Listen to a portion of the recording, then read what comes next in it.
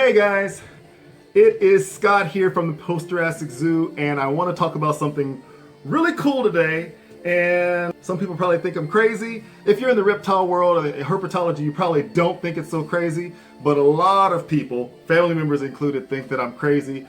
I want to talk to you about roaches. Bruh. Hey everybody, it's Post-Jurassic Zoo TV. Let's do something wild.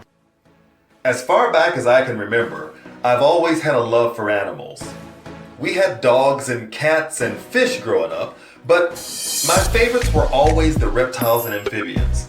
And now, while my life is crazy busy with work and kids, I've always been able to find time for the animals. My goal is to educate the world, if I can, about responsible pet ownership and conservation. I want to share some neat ideas and maybe even help someone get over their fears. Oh, and I want to have some fun. We gotta have fun. My name is Scott Smith, and I'm a zookeeper in this crazy world I like to call the Post-Jurassic Zoo.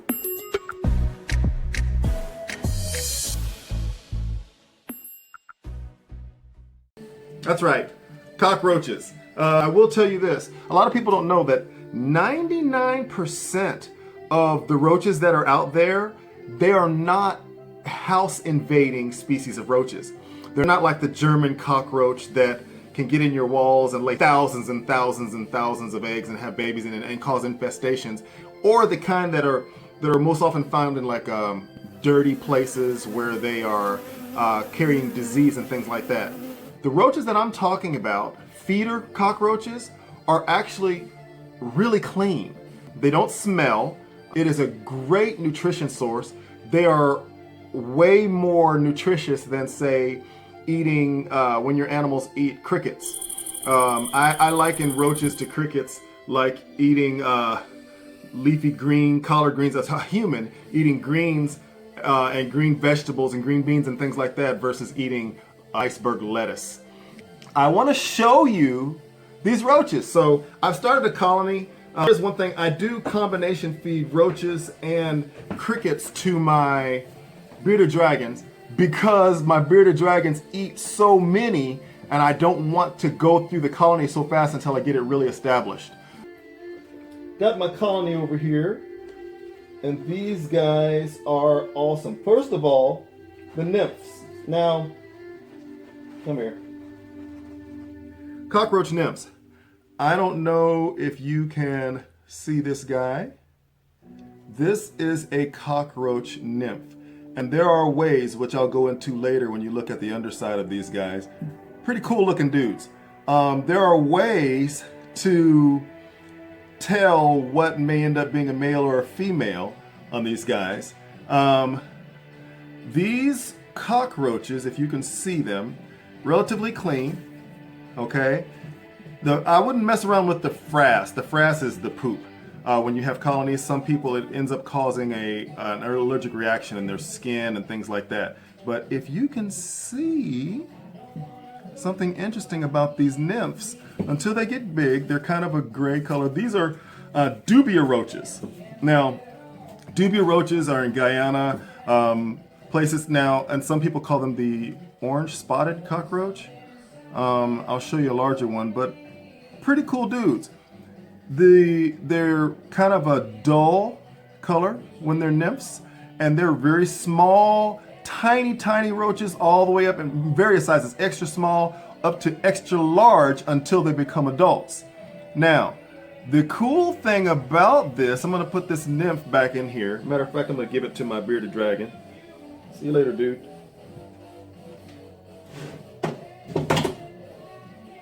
They'll devour that. They love cockroaches. Now, the neat thing about these guys is when they get older, you can actually tell the difference between a male and female really easily. It's what you call being sexually dimorphic. So you can tell the males and the females from the way they look. So I'm gonna grab a female. Here you go. Let's see. I don't know if you'll be able to see it just because she's moving so fast. She looks a lot like the nymph. If I can get her to calm down. There. shiny, dark, and see those little tiny, looks like it could be wings? That is a female, okay? That is a female. Now, I'm going to grab a male. You go back in there. I save my females because these females, they can have 30, 40, 50 babies at a time, okay? Every single month. But the cool thing is in order to have a healthy colony, we can go into that later, but you want about one male, some people say to three, one to four. I like one male to every 4 to 5 females. Now I could do more, but I don't want the males to get stressed out.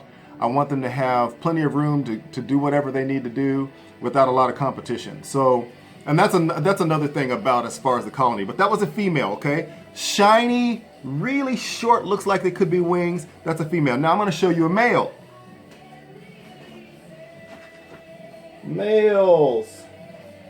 Now I gotta honestly tell you, these males, I hate grabbing the males sometimes and I've gotten used to it, but only because of the way they look. They kind of remind me of when I was growing up. Hold on just a second here. Come here, buddy. There. Now, that is a male Dubia roach. And he's relatively calm. Not as heavy bodied as a female, but the wings. And the reason I said I used to trip out about these is because the male dubias look the most like the roaches that I'm used to. When I grew up and we lived out in the country, our house would be invaded by wood roaches. And they used to fly, and in the middle of the night we'd see something fly across the room, would scare us half to death as kids, and we'd like get really good at throwing a shoe across the room and hitting it on the wall. But that is a male, okay? Pretty interesting, if you can see. Kind of cool looking dudes, okay? That is a male. Remember, sexually dimorphic. So you have the female, the one that I was looking at before, that's crazy. And that's the male Dubia roaches. Now these are feeder roaches. Now, I have something that I also want to get. Now, oh, by the way, these guys, they can't climb glass, okay? I keep them in a regular tub that I got from the hardware store. It's slick on the inside. They can't climb the inside of the tub. You put a lid on it, put some holes in it. Now I have a hole, but I put some screen over that hole, not because I don't want them to get out necessarily, even though maybe there's some dirt and they climb up in the dust, but the main reason is because I want to make sure that nothing can get in. Like, I don't want invasive things like house geckos to get in and have a field day on my baby roaches. So now, I want to show you something that you might think is an alien. Nah, you won't think it's an alien, but it is another feeder roach. Here, guys. This is one of the largest cockroaches I've ever seen in my life. Now, these guys get 2 to 3 inches. They live a couple of years. To some people say they've lived as long as 5 years in captivity, but they feel like wood, like hard wood or like plastic, like a plastic toy. These guys are cool. Now, like I said, they are sexually dimorphic as well. If you notice, on the front, there's 2 horns. This is a male. The male have 2 humps on the top that they use to fight other males and establish dominance. And they hiss. And if I can get it to hiss,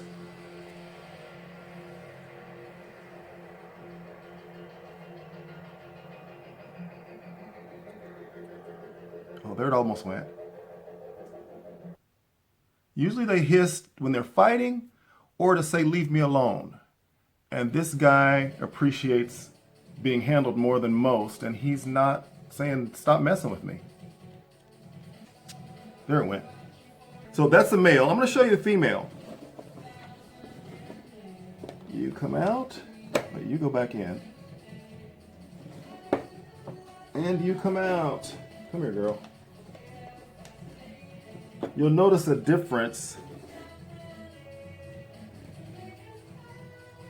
in the female. No horns. Now when you look at it, people might think, well, there's 2 humps. I'm going to show you the difference. Show them together.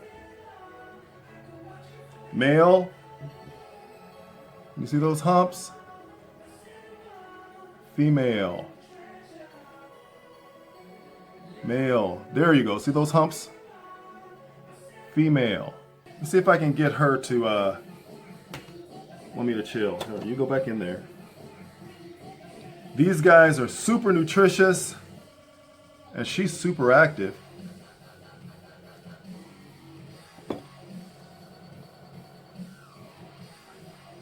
Yeah, nobody wants to hiss today.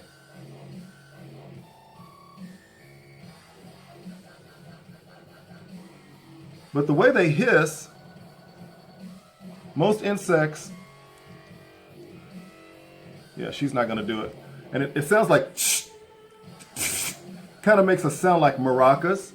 Most insects, they either flutter their wings or membranes, or they rub legs together or something like that to make noises. These are the only insects that I know of that actually can expel air through the little holes in their side in order to make noise. And they're the only ones that are known to be able to do that. Kind of like we make noise, they can do that. And getting them to hiss today is anyway, these guys, as you can see on my hand, they can actually climb glass. Excellent climbers, and they can climb walls. They're super cool for a lot of kids that want first pets. They only live a few years, a couple of years at the most. In order to teach kids about how to be good, responsible pet owners. Pretty cool, right? Those are Madagascar hissing cockroaches. So I hope you enjoyed my creature feature. Zookeepers, please be sure to click subscribe and follow. Today's my birthday, so I figured most definitely I was going to get in here and do this today. I will talk to you guys soon. Later.